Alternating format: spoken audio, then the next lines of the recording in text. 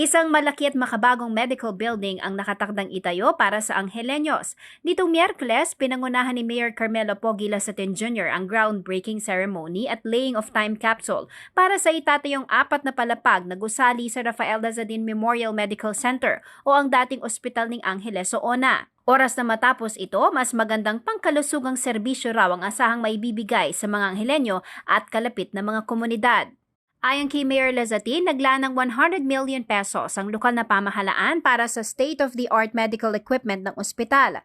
Dream come true raw ito hindi lamang para sa kanya kundi maging sa kanyang yumaong ama na si dating Mayor Carmelo Tarzan Lazatin.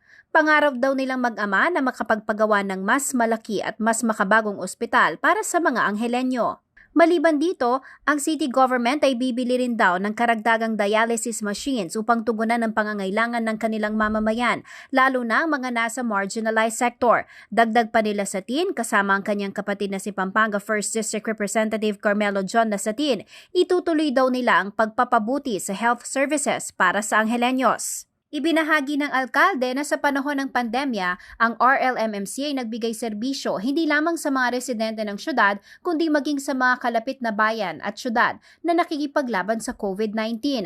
Sa gitna ng pandemya, ang Angeles City Government ay isa sa local government unit sa bansa na naglunsad ng blended scheme vaccination programs, kabilang ang ronda bakuna sa barangay at sundo bakuna sa barangay kung saan inilalapit ang bakuna sa mga residente.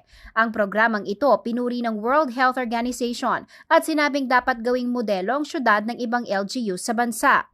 Samantala, naroon din sa groundbreaking ceremony si 1st District Representative Carmelo John Lazatin, Vice Mayor Vicky Vega Cabigting, RLMMC Chief Dr. Froilan Canlas at Development Bank of the Philippines Executive Vice President Jose Gabino Di Mayuga. Jennifer Salenga, CLTV News.